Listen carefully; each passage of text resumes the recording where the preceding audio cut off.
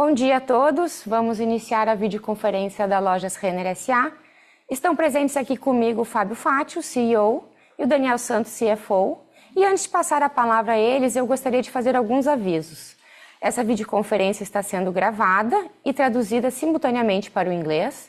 A apresentação será projetada em português e, para aqueles que nos acompanham em inglês, ela foi disponibilizada tanto aqui no chat como também no site de RI. Perguntas que sejam direcionadas que venham de jornalistas devem ser direcionadas à nossa assessoria de imprensa no telefone 11 3165 9586.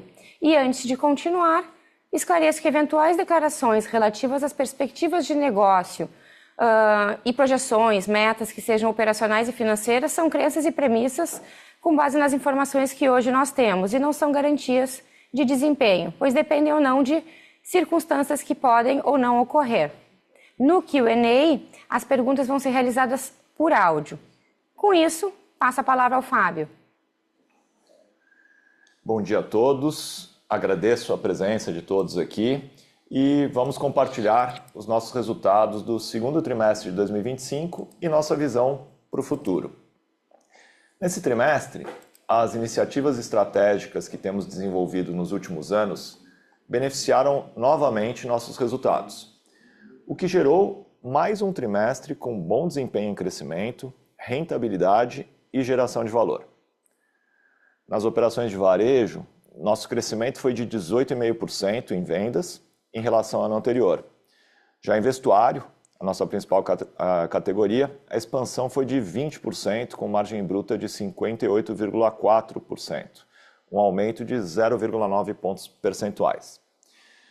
Tivemos também mais um trimestre em que diluímos nossas despesas, com redução de 0,8 pontos percentuais sobre a receita líquida.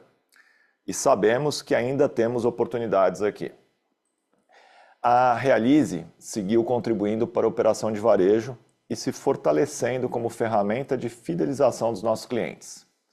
As ações que já implementamos ao longo dos últimos trimestres reduziram o risco da carteira over 90 em bases comparáveis, caindo 4,9 pontos percentuais e alavancando o resultado, que cresceu 68% em relação ao segundo trimestre de 2024, já excluindo aí os impactos positivos da nova norma do Banco Central. Executamos também 70% do programa de recompra de ações que anunciamos em fevereiro e fizemos isso até o limite atual das reservas disponíveis no momento. Essa ação reafirma nosso compromisso de geração de valor aos nossos acionistas. A melhora nas operações de varejo e no desempenho da Realize proporcionaram um aumento de 28% no lucro líquido e de 34,4% no lucro por ação. O nosso ciclo financeiro reduziu em 12 dias e tivemos uma geração de 333 milhões de free cash flow. Esses resultados proporcionaram um aumento de 2 pontos percentuais no ROIC dos últimos 12 meses. Esse desempenho reflete o ganho gradual do nosso modelo de negócios, como temos dito ao longo dos últimos trimestres, que já teve início no terceiro trimestre de 2024 e continua ganhando tração. Essa evolução também contribuiu para a nossa marca. Nós subimos 2 posições no ranking da Interbrand, que avalia a força, a resiliência e a capacidade de inovação das marcas brasileiras. Somos hoje a 11ª marca mais valiosa do Brasil. Também gostaria de destacar importantes reconhecimentos à nossa atuação em sustentabilidade, governança e responsabilidade social, que nos dão muito orgulho. Ficamos em primeiro lugar do setor no índice FTSE4Good e também em primeiro lugar no varejo de moda no prêmio ESG Exame. Além disso, somos também a 2ª melhor varejista do mundo no ranking da revista Time de empresas mais sustentáveis. Vale destacar também que a Lojas Renner é a única empresa brasileira nesse mesmo ranking entre as 100 melhores do mundo em qualquer setor. Aproveito para comentar que fomos a primeira varejista do mundo também a adotar as normas internacionais de sustentabilidade IFRS, Clima S1 e S2. Um passo importante na estratégia da companhia de ser referência em moda responsável, aprofundando a nossa gestão de sustentabilidade através da mensuração de riscos e oportunidades ao negócio. Finalizamos também a última etapa para a integração total das nossas operações on e off.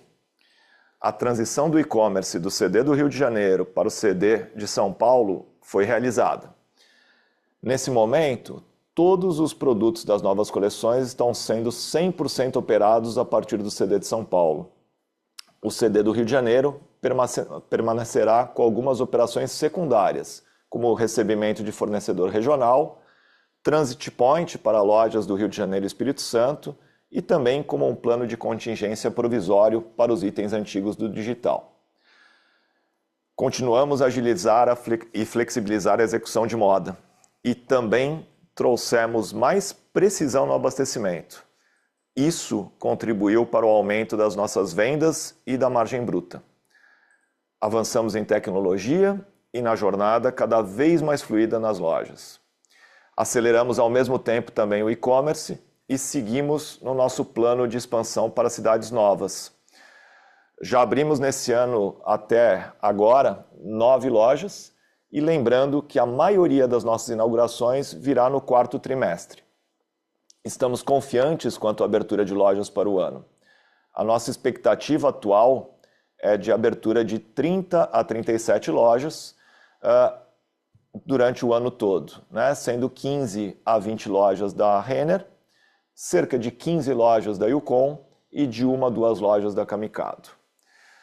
As nossas outras marcas, além da Renner, estão sendo cada vez mais alavancadas pelo nosso modelo de negócio. Um exemplo é a Yukon, cuja performance segue diferenciada em crescimento e rentabilidade. A flexibilidade da nossa plataforma consegue absorver a necessidade de nossas marcas e de outras que possam vir a fazer parte da nossa companhia no futuro. Essas iniciativas tornaram nossa companhia mais integrada e flexível para atender às novas demandas do consumidor.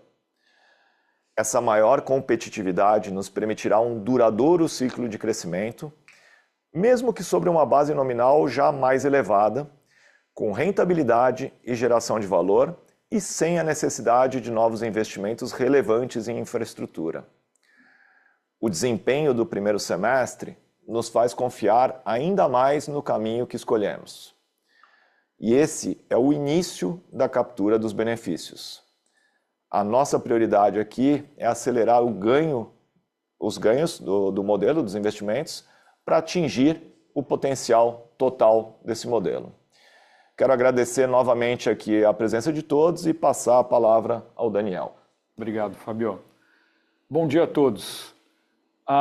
Nesse segundo trimestre de 2025, atingimos 18,5% de crescimento de receita de varejo e 20% em vestuário. As vendas foram impulsionadas por maiores volumes de transações de peças, fruto da atratividade da coleção e das temperaturas adequadas ao período. Versus o outono muito mais quente, as enchentes no Rio Grande do Sul e também o período de estabilização do CD de São Paulo no trimestre do ano anterior, 2T24. 40% do nosso crescimento foi devido ao aumento de volume. Os outros 60% vem de uma combinação de redução de markdown, fruto de um estoque mais novo, mix de maior participação de produtos de inverno e ajuste de preço. Seguiremos equilibrando preços de forma criteriosa, através do monitoramento de mercado e da performance dos produtos, com foco no posicionamento de nossas marcas e também na percepção de nossos clientes. Para o segundo semestre, esperamos ajustes de preços próximos à inflação. Nosso canal digital cresceu 21%, ganhando uma vez mais participação e com melhor rentabilidade. Alcançamos um recorde de base ativa de clientes, com aumento de participação de itens novos nas vendas e uma maior eficiência de despesas. Quanto ao terceiro trimestre, seguimos com a mesma expectativa compartilhada anteriormente. Nossa base de comparação de 2024 é mais forte. Crescemos 12% no ano passado. E o segundo semestre, em função do cenário macro, pode trazer maiores desafios para o consumo das famílias. A forte venda do segundo trimestre limitou o estoque de itens de inverno no início do terceiro trimestre, período que normalmente se faz liquidações de itens de inverno. Isso é positivo para o nosso negócio, significa que a coleção foi assertiva e também contribui para estoques mais ajustados para a entrada da nova coleção. Os itens da nova coleção estão chegando nas lojas e têm tido uma boa aceitação. Esperamos um crescimento de vendas saudável, mas não nos níveis dos primeiros trimestres do ano.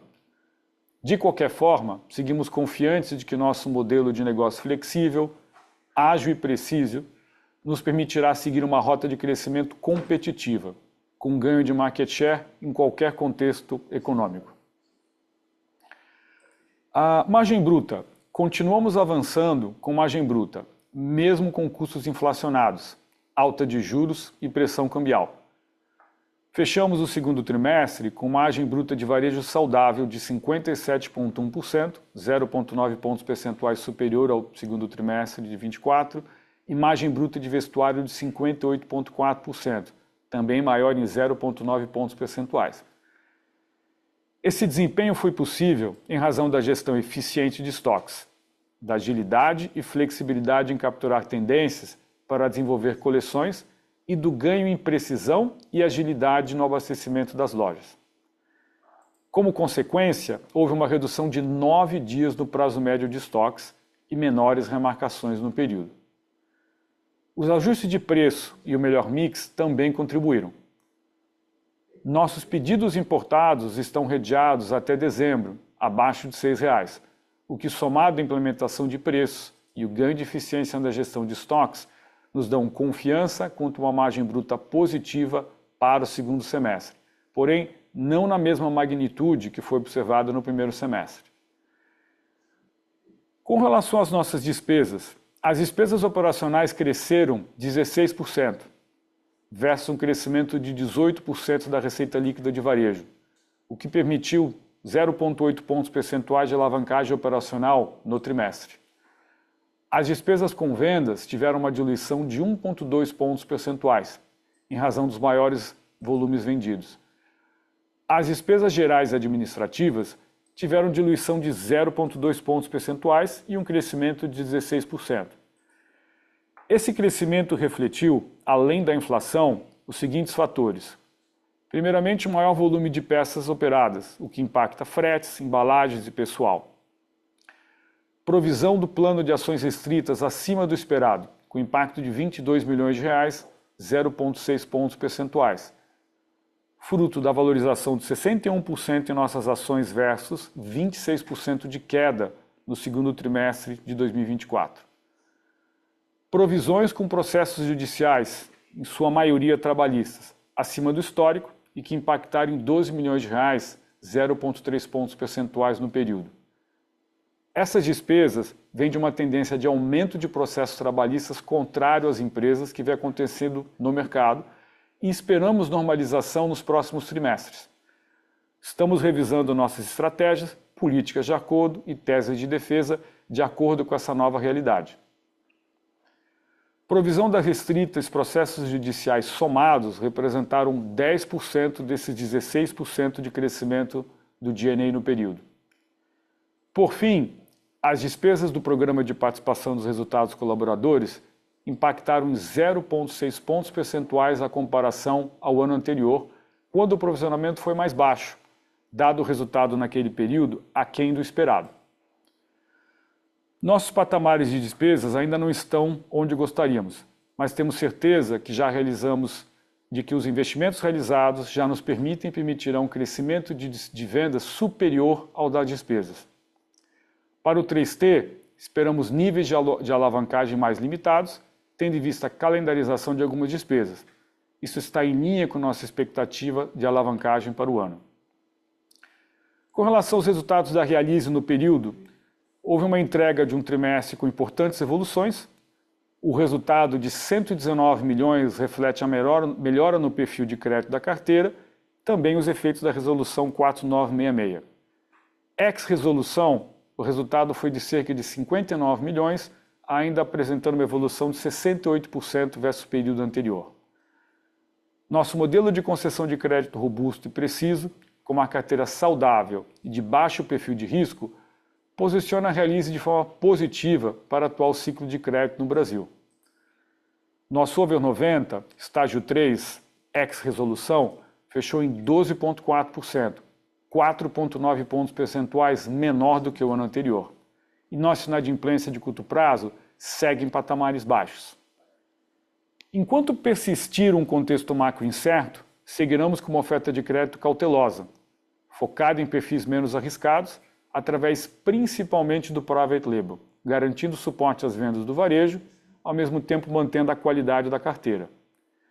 Quanto aos impactos da Resolução 4966, gostaria de relembrar alguns efeitos no resultado da Realize no período. Primeiramente, o reconhecimento de juros de até 90 dias. Beneficiou a linha de receita e carteira em 70 milhões de reais. Essa receita adicional já nasce em atraso e exige uma provisão de perdas proporcional. Esse efeito negativo de 60 milhões no 2T, montante maior que no primeiro trimestre, se deve principalmente à rolagem do vencido de 90 dias do primeiro T para o segundo T, que exige um maior provisionamento. Portanto, o efeito net foi positivo em 10 milhões de reais no 2T25. Quanto à postergação da baixa para 540 dias, o montante no segundo trimestre de 2025 foi de 50 milhões positivos e que não ocorrerá mais a partir do 3T. A sazonalidade das baixas também é alterada. Antes, as baixas da venda em atraso do 4T, mais volumosas, ocorriam principalmente no primeiro trimestre, nos primeiros trimestres. Agora, ela ocorre 6 meses depois, 6 meses para frente, ou seja, passa a ocorrer mais nos terceiros trimestres. Por isso, o 3T terá menor evolução no resultado do que no segundo trimestre, em linha com o que já temos planejado para o ano. É importante evitar a extrapolação do efeito da regulação 4966 do primeiro semestre para o segundo semestre, que passa a ter efeito pouco relevante. Estimamos o impacto da 4966 no segundo semestre entre 10 e 15 milhões de reais. Nosso EBITDA cresceu 33%, atingindo uma margem de 24,4%, um crescimento de 2,6 pontos percentuais, em função da melhora do varejo e serviços financeiros. Essa comparação foi impactada por itens não recorrentes no varejo, como créditos fiscais que beneficiaram o 2T24, o efeito da 4966 e também venda de carteira que aconteceu no mesmo trimestre do ano passado. O lucro líquido aumentou 28%, reflexo de nossa melhor performance operacional. Já o lucro líquido por ação, seguindo a execução de 70% do plano de recompra de ações, cresceu 34,4%. Nosso ROIC acumulado de 12 meses teve uma evolução de 2 pontos percentuais, alcançando 14,1%. Retorno agora a palavra a Carla.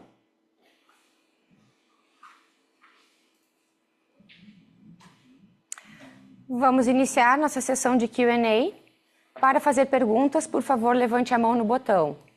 Para otimizar o tempo e atender ao maior número de participantes, pedimos que cada analista faça apenas uma pergunta por vez e, se for necessário, retorne à fila para perguntas adicionais. E a primeira pergunta vem da Dani Eiger, da XP. Tudo bem, Dani?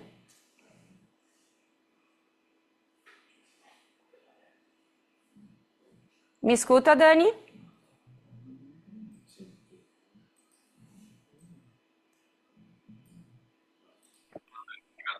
Oi, Dani. Bom dia. Oi, desculpa. Bom dia. Obrigada por pegar a minha pergunta. A minha pergunta está relacionada a essa dinâmica de margem bruta, né? Chamou bastante atenção como vocês conseguiram entregar uma melhora, né? Eu acho que tiveram várias iniciativas por trás dela, mas eu acho que seria legal entender o quanto dela é sustentável e extrapolável para frente, né? Tem a questão do mix que vocês trouxeram, mas tem outras que entendo que até talvez sejam aceleradas ao longo do segundo semestre, né? Então, acho que seria entender um pouquinho mais como pensar nessa evolução de margem bruta para frente. Obrigada. Oi, Dani, obrigado pela pergunta. Na verdade, acho que a margem bruta, né, ela vem numa dinâmica até um pouco melhor do que a gente esperava também, né? Uma parte pela venda também que veio levemente acima. Acho que a gente teve um ano com temperaturas mais normalizadas. Isso, quando a gente olha entre período de outono e inverno, né, que pega um pedaço de segundo tri e um pedaço de terceiro tri, comparando com o ano anterior, por exemplo, o ano anterior a gente teve efeitos ao contrário, né, isso prejudicou o segundo tri e beneficiou o terceiro no ano passado, isso beneficiou o segundo tri e, com certeza, no todo, entre segundo e terceiro, ele é positivo, né, porque você vende mais produtos invernais que têm um ticket médio maior, isso beneficia a venda. Vende num período, né, de outono e inverno, ainda antes da liquidação, o que beneficia a margem também. Né? Quando a gente olha os 6 meses do trimestre, isso traz mais venda e mais margem também, né? Porque como no ano passado, por exemplo, quando você vende um pouco mais tarde, você vende já num período de liquidação de remarcação. Então, a margem ela foi beneficiada um pouco por esse fator, né? Que beneficia a margem como um todo. E eu acho que quando a gente olha no full year, a gente vinha falando muito de uma margem estável. Eu acho que não só por esse fator, mas também por ele, a gente já enxerga uma margem levemente acima do que a gente vinha falando, né? Outro fator que foi importante, que ajudou a margem, é a melhoria no nosso modelo, né? Tanto a assertividade, né, nas coleções, né, podendo trabalhar com estoques mais corretos, com mais qualidade, com mais atratividade, mais enxutos, né? Isso também ajuda bastante na margem. Reduz o markdown, né? Então a gente teve uma redução importante de markdown, a gente teve uma redução importante também de estoques, né? Quando a gente olha em valor, os estoques cresceram um pouco, mas em volume eles caíram. Quando a gente olha em dias de estoque, também a gente teve uma redução de 9 dias de estoque, uma melhora de giro, e o aging do estoque também está muito mais novo, né? Então isso tudo é fruto do modelo, né? E a própria granularidade da distribuição também. Eu acho que todos esses fatores continuam ajudando, né? Talvez o fator da comparação entre segundo e terceiro tri ele fica mais nesse momento, mas toda a questão da assertividade das coleções, da atratividade das coleções, da melhor distribuição, isso continua e é por isso que a gente entende até que tem uma oportunidade, mesmo com uma margem tão alta, de ter um leve crescimento na nossa margem aí ao longo do ano também. Excelente, super claro. Obrigada e parabéns aí pelos resultados. A próxima pergunta vem do Vinícius Strano, do UBS. Tudo bem, Vinícius? Tudo bem, bom dia, Carla, Fábio, Daniel, obrigado por pegar minha pergunta. Vocês comentam sobre demanda, né, na ponta que está satisfatória, mas se puder ajudar a quantificar a gente um pouco esse impacto de base, aqui quando a gente olha um pouco as comparações para o terceiro tri, se eu não me engano, no segundo tri tinha um impacto na venda entre 500 a 600 bips, né, oriundo só da base. Então, se vocês puderem comentar, né, como que vocês acham que isso evolui quando a gente olha aqui um pouco para o terceiro tri. E também ajudar a gente a quantificar um pouco o impacto da migração do e-commerce para o CD. Como é que a gente poderia pensar aqui em vendas, margens e nível de estoque aqui no segundo semestre e um pouquinho do longo prazo também. Obrigado. Obrigado, Vinícius. Acho que a gente continua vendo uma demanda satisfatória, acho que não tem nenhuma mudança de cenário em relação às nossas expectativas. Né? Com certeza, como você falou bem, né, você tem bases diferentes, né? O segundo tri do ano passado ele foi mais impactado, né? Temperaturas mais quentes ali no início do outono, então isso com certeza trouxe uma base mais fraca de comparação no segundo tri, e essa venda aconteceu num períodos sequentes, né? Como o Daniel até mencionou no discurso dele aqui, trouxe uma base mais fraca no segundo tri, uma base mais forte no terceiro tri. Né? Então, quando a gente olha só tris, né? Então você tem um efeito mais positivo para o segundo e pressiona um pouquinho o início do terceiro. Né? Essa é a nossa expectativa ali, porque essa venda ela aconteceu, quando você olha o período como um todo, melhor. Né? Ela aconteceu mais cedo, a preço cheio, o que ajuda, quando você olha o todo, ajuda na venda total e ajuda na margem total. Você vende mais num período antes de liquidação e de remarcação, você deixa de vender na liquidação, o que é positivo para o todo. Né? Então, acho que tem um efeito de base, sim. mas tem, no todo, acho que é uma demanda superior, levemente superior ao que a gente esperava, né, quando se olha num período mais longo. Eu acho que essa demanda superior, né, não é só base ou não é só um clima mais normalizado nesse ano, acho que tem muito do que a gente construiu como modelo, né, porque quando a gente falou a questão dos 500 a 600 bips, né, de base mais fraca no ano passado, a gente estava falando de um cenário que todo mundo enfrentou, né? Então, acho que esse cenário serviu para todo mundo e comparando em relação a uma normalidade, por exemplo, de um primeiro TRI, né? Então, a gente imaginava, né, que em relação a um primeiro TRI, se a gente fosse botar numa mesma base, a gente tentou dar uma ideia do que seria uma normalidade. Diria então que você tem esse efeito numa base mais fraca no segundo, mas um efeito de uma base mais forte no terceiro, numa dimensão não a mesma, mas também semelhante. Para um ano como um todo, a gente continua vendo muito em linha com as nossas expectativas, levemente superior, tanto em venda quanto em margem. O impacto da migração do CD ele é positivo, né? A gente terminou a fase, como a gente vinha anunciando, que terminaria agora ao longo desse semestre. Isso proporciona com que a gente tenha uma redução de lead time, né, uma melhora de nível de serviço e um sortimento maior disponível, né? Então você reduz ruptura, aumenta a disponibilidade, melhora nível de serviço e lead time, isso com certeza impacta positivamente na conversão e nas vendas. Ótimo. Obrigado, Fábio. Obrigado, Vinícius. A próxima pergunta vem do Luiz Guanais, do BTG. Tudo bem, Guanais? Tudo bem, Carla. Bom dia, Fábio, bom dia, Daniel. Acho que duas perguntas tá aqui do meu lado, tá? A primeira é se vocês pudessem comentar, né, sobre efeito de aumento de ticket, né? Vocês comentaram de 6% de aumento de ticket, né, no TRI, e a pergunta é se existe espaço adicional tanto por mix quanto por preço, né, para a gente ver aumento nesse indicador. E aí uma segunda pergunta, acho que um dos destaques do TRI, né, e vocês vêm comentando um pouco sobre isso ao longo dos últimos meses também, foi o aumento de produtividade, dentro das lojas, né, em double digits, né, que vocês reportaram. Eu queria entender o que poderiam ser drivers aqui para a gente pensar em mais aumentos de produtividade olhando para frente. Obrigado. Obrigado pela pergunta, Guanais. Acho que o aumento de ticket, né, nesse trimestre ele tem alguns componentes, né? Acho que a menor parte do aumento de ticket ou de preço também, ele vem de um repasse de custos, né? Tem uma parte menor que é repasse de custos, que é muito em linha com a inflação. Acho importante que isso continua, acho que a gente tem visto espaço, né, em todo o mercado, em todos os setores, né, para um repasse de custos em linha, então isso não traz pressão de margem, mas uma parte do aumento ele vem por mix, né? Achei esse mix tanto por um produto vendido a preço cheio e num volume maior invernal, que são tickets mais altos, né?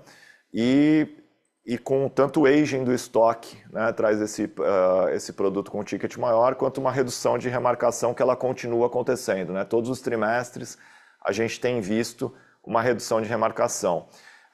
Com certeza, com as temperaturas mais normalizadas, ajuda, mas eu acho que vem muito do modelo como um todo, né? Se a gente olhar ali um estoque que cresce, se não me engano, 4% em valor, com um decréscimo em volume, com uma venda que cresceu significativamente, que a gente espera crescimento para frente também, a gente está trabalhando mais venda com menos estoque, né? Por isso uma redução de 9 dias no estoque médio, ela é muito significativa. E fazendo isso, você traz estoque novo o tempo inteiro. Trazendo estoque novo o tempo inteiro, isso continua impactando positivamente na atratividade, na venda e na margem bruta, né? Por isso que a gente entende que isso continua para frente. Com certeza, o que não tem nos outros trimestres é essa parte da equação dos itens invernais, né? Porque aí a gente já começa a entrar em coleções com tickets mais normalizados, né? O inverno que carrega um pouco mais esse peso. Com relação ao aumento de produtividade, a gente tem trabalhado nisso também, né? Acho que o próprio aumento da venda, a oportunidade que a gente tem de aumento de venda, traz uma venda importante em mesmas lojas, né? E essa venda importante em mesmas lojas, ela traz um aumento de produtividade. O próprio online também podendo crescer cada vez mais, né? Acho que isso vem como a gente tem dito, né, lógico que a gente tem uma oportunidade importante de expansão e que ela começa a acontecer cada vez mais a partir do quarto tri, mas a oportunidade maior ainda é de contínuo ganho de produtividade, de crescimento de mesmas lojas ali, em função de todos os investimentos que a gente fez, que trazem ganho de vendas e ganho de margem também. Não sei, Daniel, se quer adicionar alguma coisa. Talvez, Fábio, acho que somando aqui para o tema de produtividade, né, Guanais, quando a gente olha o nosso novo modelo de abastecimento, o modelo de você poder abastecer por SKU, ele realmente te traz essa oportunidade de você melhorar a sua produtividade. Você vai ter melhor precisão de abastecimento nas lojas, né? Um sortimento que é mais personalizado. Então isso aqui, quando a gente imagina o nosso modelo ganhando mais tração, né? Que essa seja realmente uma oportunidade que a gente quer, né? que a gente tem uma ambição de estar tendo essa evolução ao longo dos próximos trimestres. Excelente. Obrigado, Daniel. Obrigado, Fábio. Obrigado, Guanais. A próxima pergunta vem do Vinícius Preto, do Itaú BBA. Tudo bem, Vinícius? Bom dia, Carla Gastinho aqui. Bom dia, Fábio. Bom dia, Daniel. Só queria entender um pouco mais sobre essa dinâmica, né, que você mencionou, Fábio, sobre a base do terceiro tri. A didática que vocês colocaram do segundo tri, ela ajudou muito a gente do nosso lado, né? Os 500, 600 bips e tudo mais. A gente só queria entender um pouco mais no detalhe daqui para frente, né? A minha percepção aqui é que julho, de fato, foi uma das bases mais difíceis para vocês do ano passado, né? Quando começou a esfriar. Então, enfim, queria entender, quando você olha, né? Todo mês de julho, começo de agosto até agora, que ano passado também teve a mudança do cross-border, quão satisfeitos vocês estão até agora, né? Com essa dinâmica de terceiro tri. Acho que ajudou muito no segundo tri, se vocês pudessem dividir algo, acho que ajudaria bastante. Essa é a primeira. E a segunda dúvida, sobre crédito, a gente já está em agosto, né? Tinha sempre esse receio com a economia no segundo semestre.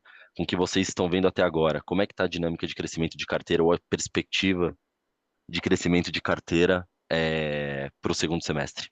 São essas duas. Obrigado, pessoal. Obrigado pelas perguntas, Gastinho. Acho que eu vou começar com a primeira pergunta aqui, depois o Daniel responde a segunda. Diria se tentar ajudar o raciocínio, né? Quando a gente olha segundo tri, ele pega muito full outono e inverno, né? Então a base do ano passado realmente ela foi baixa por temperaturas muito quentes no outono e enchentes ali também no mês de maio. Então realmente era uma base baixa, era uma situação atípica, por isso que a gente tentou dar uma ideia de 500 a 600 bips ali de diferença em relação a um trimestre normalizado. Quando a gente olha terceiro tri, é mais difícil a gente fazer essa separação, porque ele não é full uma coleção de outono e inverno, né? Você tem um julho ali, como você mencionou, que é uma base mais forte, porque como você teve um segundo tri ruim no ano passado, essa venda escorregou para um período de liquidação em julho ali, no início do terceiro tri. Então você tem uma base mais forte de terceiro tri, de uma liquidação mais forte. Mas quando você olha o período consolidado, isso é positivo nesse ano, né? Porque você vendeu antes a preço cheio com uma margem maior. No ano passado você vendeu depois com preço já remarcado. Então por isso que também a gente entende que tem uma oportunidade de um leve crescimento de margem, mesmo numa base forte que a gente teve no terceiro tri, né? Mas o terceiro tri tem várias componentes, né? O início dele, você tem esse período de liquidação da saída da coleção anterior, que por um lado a venda foi mais antecipada, então você pode ter uma venda um pouco menor ali no início dele, essa é a nossa expectativa, mas com uma margem maior, o que é positivo. Depois você tem Paz, que a gente está entrando agora, né? Não dá para falar ainda porque estamos no evento, né? E depois tem transição de coleção e entrada de nova coleção, né? Que é a parte mais importante do tri em si. Então é difícil afirmar qual é a dinâmica de terceiro tri, mas com certeza o segundo tri ele tinha essa dinâmica de uma base mais fraca, por isso que a gente deu esse patamar maior. O terceiro tri, ele é a base mais forte também, né? Mas não diria que é a mesma proporção de um para o outro ali, né? Não sei se ficou claro, senão eu continuo, mas senão a gente passa para a parte do crédito aqui com o Daniel. Super claro, Fábio. Obrigado. Vamos lá, Gastinho, falando de crédito, então, Gastinho, com relação à carteira e Realize, né? Acho que o primeiro ponto é a gente sempre lembrar esse impacto da 4966, né? Quando a gente pega a carteira específica do segundo trimestre e tira, a gente vê uma carteira relativamente estável, mas a parcela da carteira em dia subindo 4%, 5%. Tá? O que eu acho que são os pontos importantes aqui para a gente poder ter em mente? Primeiro a gente segue num cenário que demanda cuidado. Tá? Então a gente tem navegado as originações da Realize com cautela e seletivo com relação ao risco. Isso vai continuar. Tá? A originação hoje se passa muito mais no private, né? E quando a gente vê, por exemplo, a quantidade do tamanho de usuários que nós temos, a gente teve até mesmo um ligeiro crescimento da carteira private. Tá? Essa dinâmica é a dinâmica que a gente espera para frente. A gente não imagina um crescimento da carteira, mas a gente imagina que o tamanho da carteira private pode ter um ligeiro crescimento, fruto dessa originação mais seletiva, né, mais cuidadosa, e a gente não espera mudar isso ao longo desse ano. Tá? A gente continua observando como é que o mercado vai evoluir ao longo do segundo semestre e tendo em mente que a gente, logicamente, vê a Realize como uma oportunidade para quando esse momento econômico melhorar. Tá? A partir do momento que a gente percebe que as condicionantes de mercado vão estar mais positivas, a possibilidade de você poder trabalhar perfis de riscos diferentes do que você está operando agora, sem sombra de dúvidas, passa a ser uma oportunidade não só para a Realize em si, mas principalmente para o varejo, que é o grande objetivo da Realize no sentido de poder fomentar o crescimento do varejo. Boa, Daniel. Show. Muito obrigado pela resposta. Obrigado, Gastinho. A próxima pergunta vem do Pedro Pinto, do BBI. Tudo bem, Pedro? Tudo, Carla, obrigado. Bom dia, Fábio, bom dia, Daniel.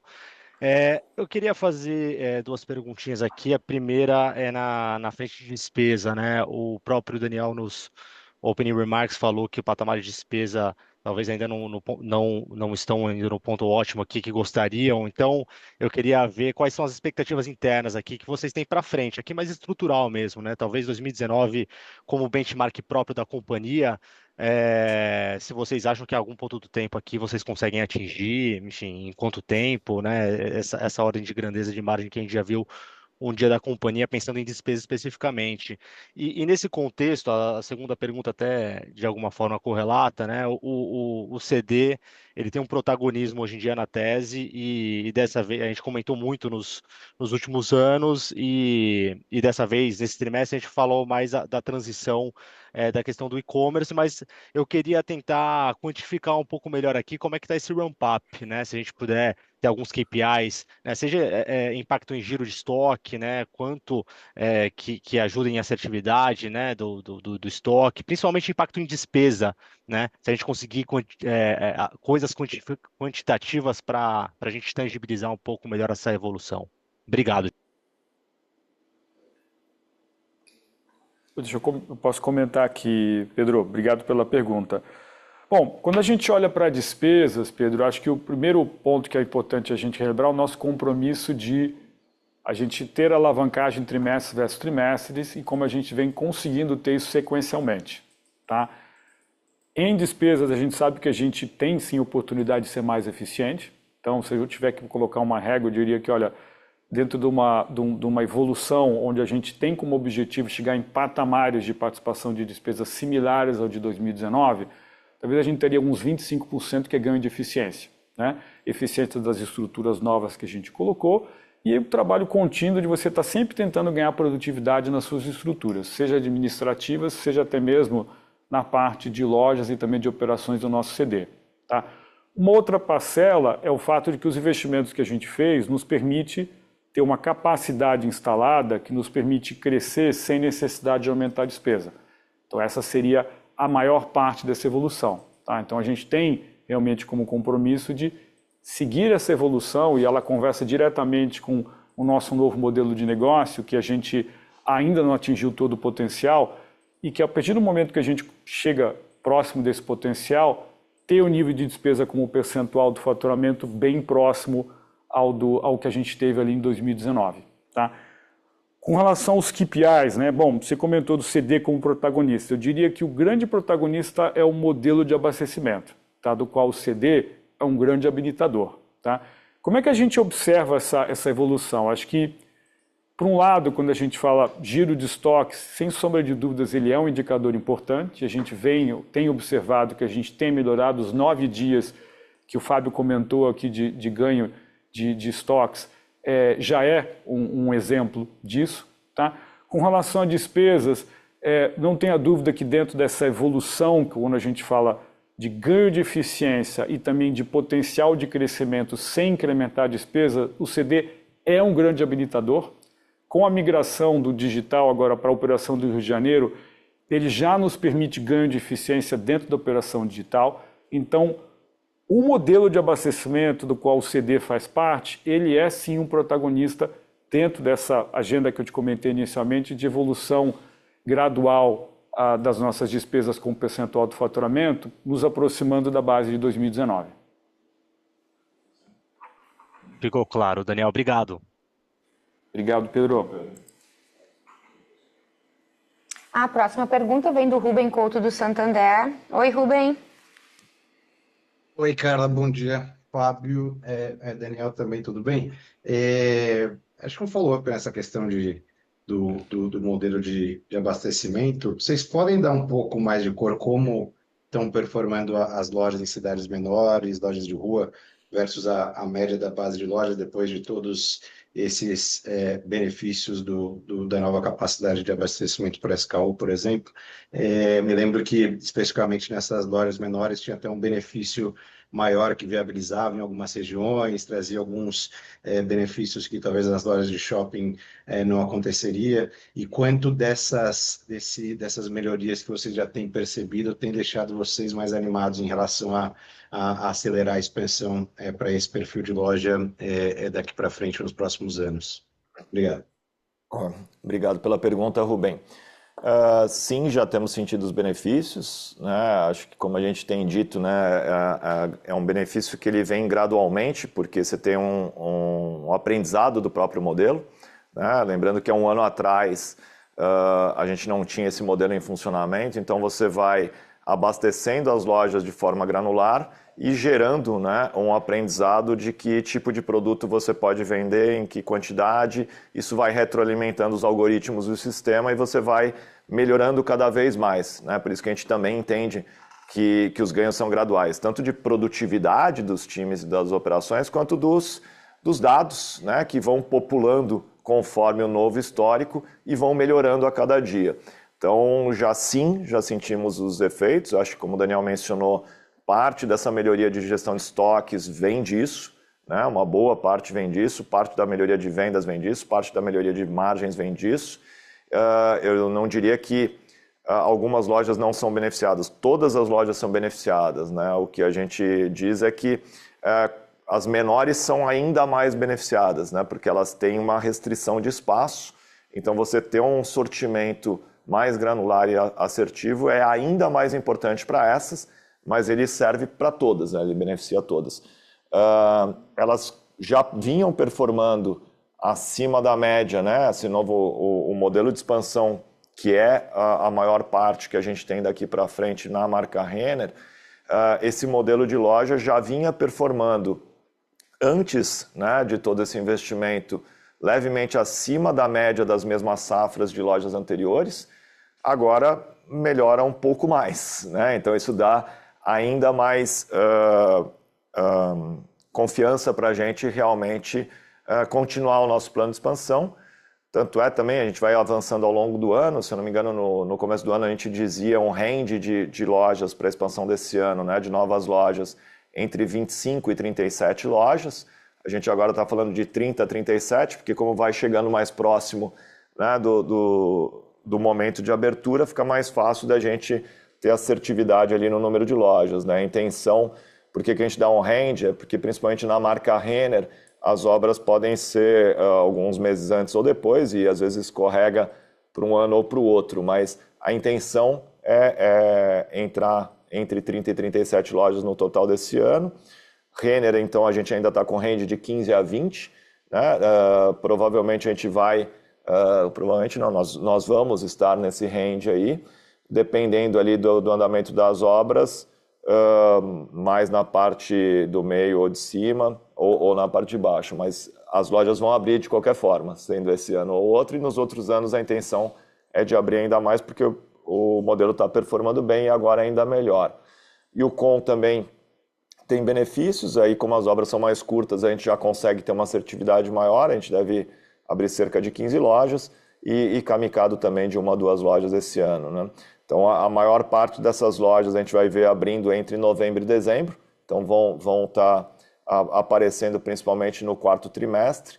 Então a gente já abriu 9 lojas no total, acho que foram 6 da Yukon, 2 da Renner e 1 da Camicado, e temos mais algumas lojas para abrir para atingir esse range que a gente mencionou aí, a maioria delas em novembro e dezembro.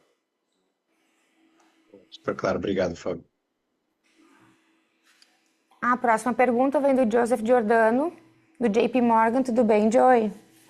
Olá, bom dia. Bom, obrigado por pegar minhas perguntas. Eu tenho, já estamos na parte mais cinza do corte. Eu queria explorar um pouquinho mais na melhora contínua de capital de giro. Acho que esse é o primeiro ponto e o que daria para melhorar ainda mais olhando para frente, né? Então, acho que acaba de ter integração do e-commerce, né? Então, até entender o que seria potencial de alavancagem de crescimento nesse canal. E o segundo ponto, que é uma discussão que está bastante em voga, né? A gente tem pouca visibilidade, aí eu queria escutar de vocês o que vocês têm escutado do ponto de vista dos varejistas em relação a mudanças de taxa de importação, né? Então a gente teve essa mudança bastante importante no ano passado, né? E agora a gente começa a ter a discussão de voltar atrás, né? E tirar essa taxa de importação em pacotes de $50. Então eu queria entender o que vocês enxergam de risco em cima disso. E para fechar as perguntas, queria explorar, a gente, né, falou muito pouco operação Argentina e Uruguai, mas queria escutar o que se enxerga de oportunidade, né? A Argentina está estabilizando, óbvio que ainda é um macro bastante difícil. O que vocês enxergam de potencial de expansão? Obrigado. Eu vou comentar aqui capital de giro, aí eu passo as outras duas para o Fábio, tá, Joey? Obrigado aí pelas perguntas. Capital de giro, Joey, eu acho que assim, onde a gente tem uma grande oportunidade é em estoques, tá? Como eu havia comentado anteriormente, o nosso novo modelo de abastecimentos, a gente pensa também modelo de execução de moda com mais assertividade com relação ao que a gente está trazendo, a questão de mais agilidade junto às nossas cadeias de fornecedor, né? Tudo isso nos dá e nos permite trabalhar uma ambição de evoluir. Hoje o nosso giro de estoque está em torno de 3 dias e numa direção que possa atingir algo em torno de 4 vezes ao ano, né?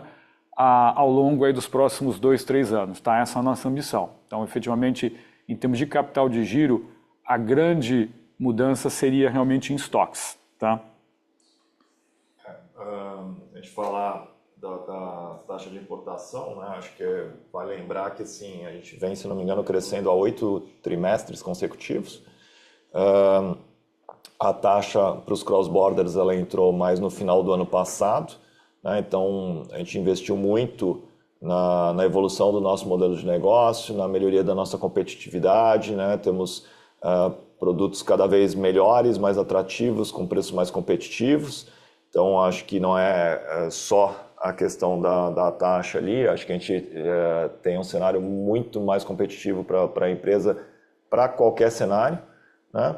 Com relação à taxa, o que eu diria que, na verdade, a gente tem que lembrar também que essa competitividade toda vem, mesmo quando não tinha, agora tendo, sendo que nós pagamos o dobro dos impostos do que as plataformas cross-borders pagam, né?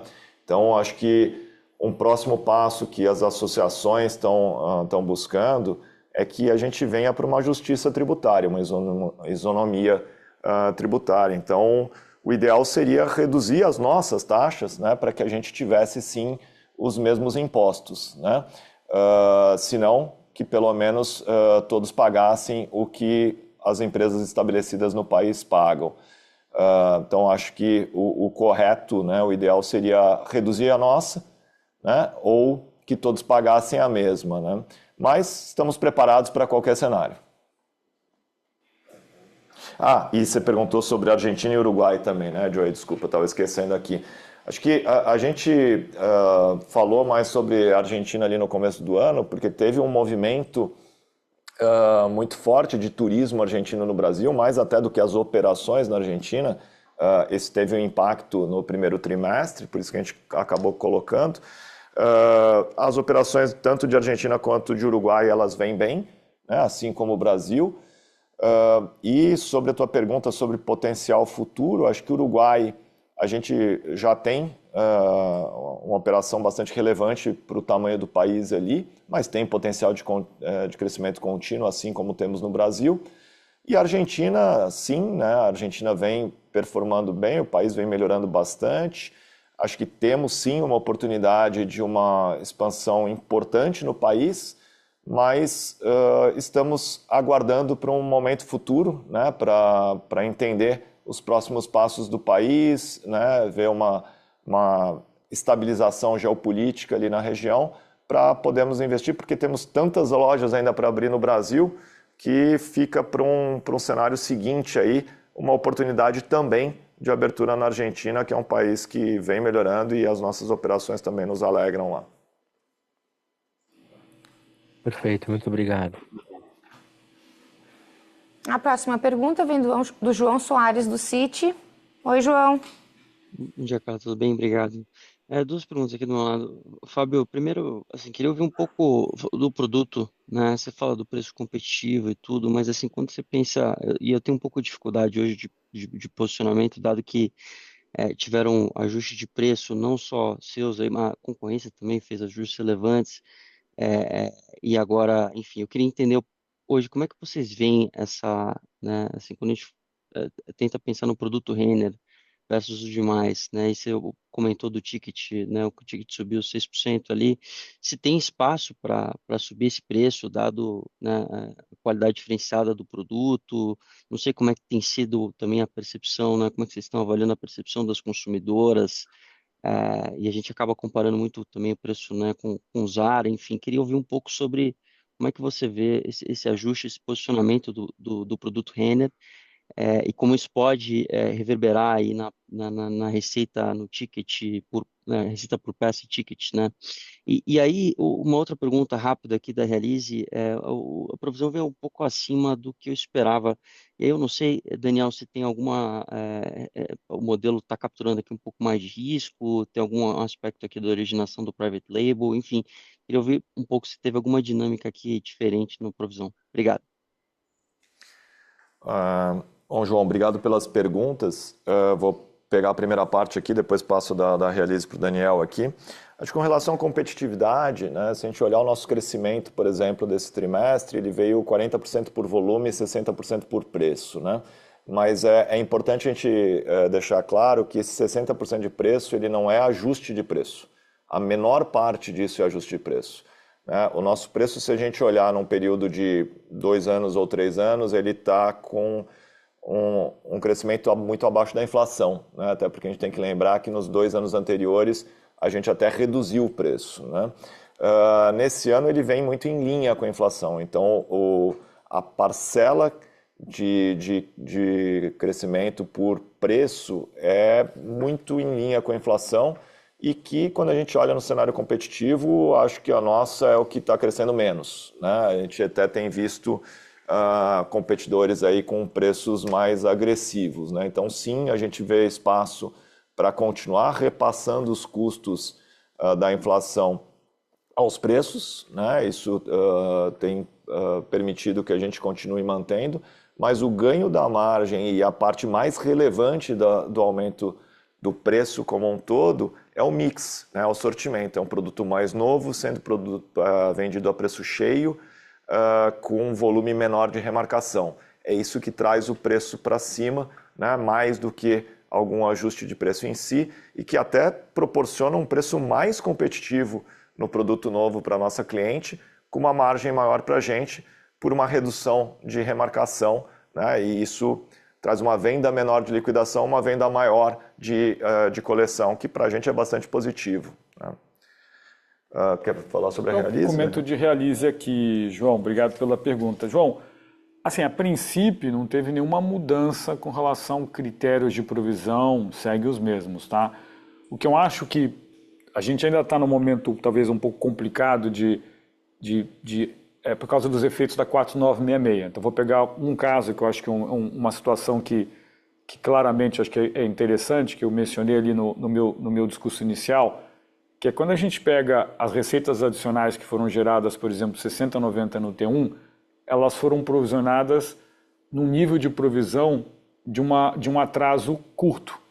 Quando você entra no segundo trimestre, aquela parcela que começa a ficar atrasada um pouco mais, ela acaba gerando uma provisão maior. Então, eu acredito que talvez isso que tenha, em algum momento, dado a impressão de um nível de provisão maior. Mas quando eu excluo a questão dos impactos todos da 4966 e olho o nível de provisão que a gente teve, ele está em linha com o que a gente estava esperando, tá? Não tem nenhuma surpresa. Tanto é que quando a gente vê os indicadores de carteira de over 90, seja a carteira de curto prazo ou de mais longo prazo, né? Esses indicadores ano versus ano e também sequenciais, eles seguem tendo uma evolução positiva, tá? Então, eu acho que é mais esse impacto específico da 4966, que no primeiro e no segundo trimestre eles foram, logicamente, maiores, né? A partir agora do segundo semestre, como eu comentei, os impactos passam a ser menores, e aí a gente começa a voltar um pouco mais para uma carteira que passa a ter um comportamento mais regular com relação à sequência trimestre a trimestre, tá? Eu tentei isolar o efeito da 4966 aqui, mas talvez, enfim, meu número pode ter sido um pouco agressivo. Mas tá claro, Daniel, obrigado. Tá legal, obrigado, João. A próxima pergunta vem da Irma Sgarz, do Goldman Sachs. Bom dia, Irma. Bom dia, obrigada por pegar a minha pergunta. A maioria já foi feita, mas só queria talvez voltar para Kamikado um momento. Se puderem comentar um pouco sobre o desempenho lá, que acho que foi um pouquinho mais fraco em comparação com o vestuário, os formatos de vestuário, e como que vocês estão vendo as perspectivas agora para a segunda metade do ano. Obrigada. Obrigado, Irma. O Kamikado, realmente, vestuário é o setor que performou melhor, né? E é a maior parte do nosso negócio. Acho que tem um impacto muito menor de cenário, né? São tickets menores. Kamikado também performou bem, quando a gente compara com o restante do setor, também cresceu mais do que a média do setor. Acho que só o setor de moda, né, e vestuário vem performando melhor do que o setor de casa e decoração como um todo, né? Se a gente olha proporcionalmente ao setor, acho que Kamikado também vem com ganho de mercado, com ganho de market share, já num patamar de margem bastante elevado, né? A gente citou também que o primeiro trimestre ele não era tão comparável, porque a gente tinha feito uma remarcação mais forte no ano passado, ainda para encerrar estoques mais antigos. Nesse ano, a gente já vem com o modelo de marca própria já bastante evoluído, já tivemos um ganho de margem bruta considerável, né? Então, daqui para frente, a gente entende que Kamikado está num patamar já bastante saudável de margem bruta, mas mesmo assim, com oportunidade, assim como o Renner e o Com, de um leve incremento de margem bruta também em Kamikado. E Kamikado a gente também agora, a gente não vinha abrindo lojas, a gente fechou algumas operações, agora recentemente já abrimos um novo modelo de loja, assim como o Renner tem o seu modelo mais atual no Morumbi, que não é um teste, na verdade, a gente já está com o modelo novo de Renner há 3 anos e ele foi evoluindo nesses 3 anos. Nosso modelo mais atual está no Shopping Morumbi. Kamikado, a gente está com o modelo mais atual em Vitória, no Shopping Vitória, no Espírito Santo, e no Shopping Galeria, em Campinas, que é essa loja nova que a gente abriu também. E o Com, também temos um modelo mais novo ali no Shopping Barigui, ali de Curitiba. Então, as 3 já com modelos importantes, que vêm agregando em performance e produtividade também, né? Então, me permitir aqui trazer esse ponto, porque são modelos testados, que vêm trazendo resultado, e que além da linha de expansão de investimento que a gente tem de novas lojas, e Kamikado volta a abrir lojas, a gente tem uma linha importante de investimento em reformas, né? Quando a gente olha ali entre Kamikado e o Com e Renner, temos em torno de 65 reformas no ano, e todas elas com melhoria de performance para as lojas reformadas, né? Então também é uma linha importante de ganho de produtividade aí. Mas Kamikado, sobre mercado, tá indo bem também.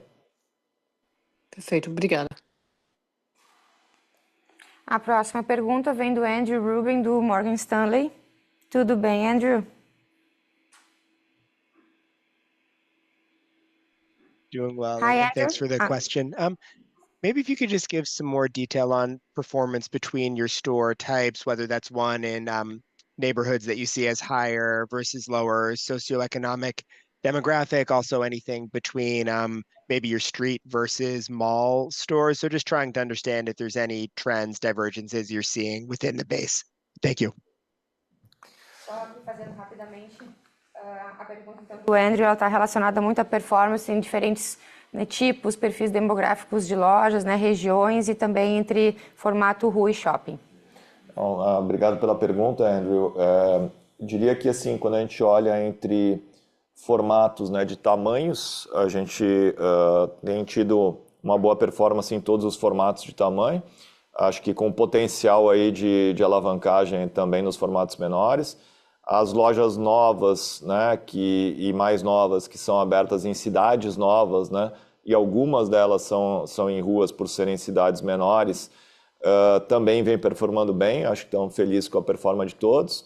Se a gente pensa na divisão, na clusterização por perfil de consumo, né, por potencial de consumo, por poder aquisitivo, todas também performando bem, mas lógico, os perfis de consumo de poder aquisitivo mais elevados continuam tendo uma performance também mais elevada, acho que muito em função de cenário também. Acho que com melhoria de cenário poderia até potencializar as demais vizinhanças ali também.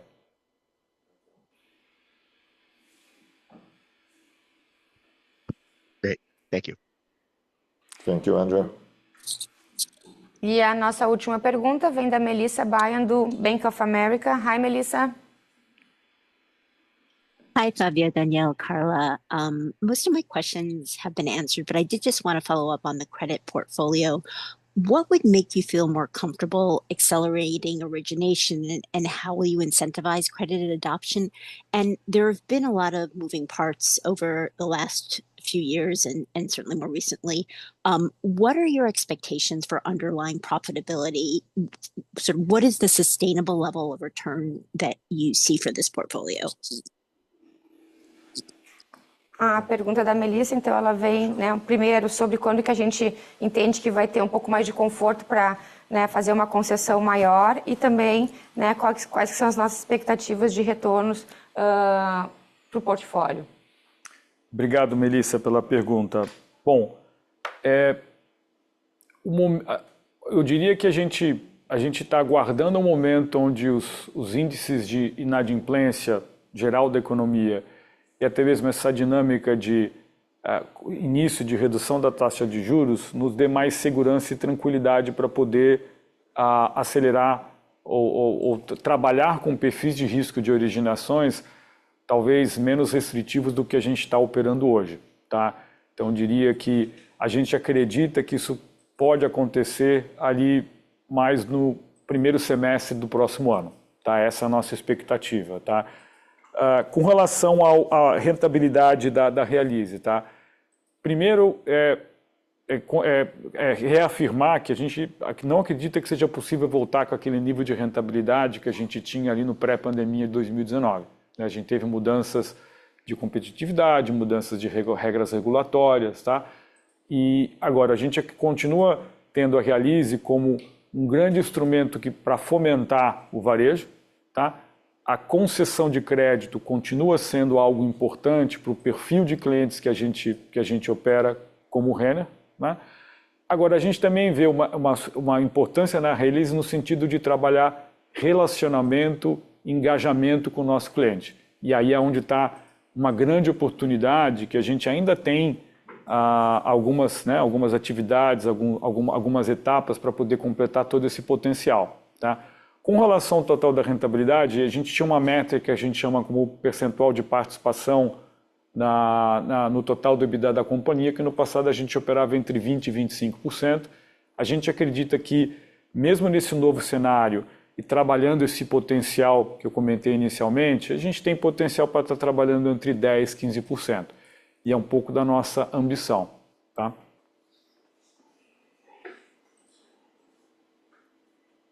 Great, thank you. Com isso, eu encerro então a nossa sessão de Q&A e passo a palavra ao Fábio. Bom, queria mais uma vez agradecer a presença de todos, reforçar a confiança na nossa estratégia de crescimento e geração de valor, assim como no desempenho dos nossos times e parceiros. Muito obrigado, estamos à disposição para qualquer dúvida sobre a empresa.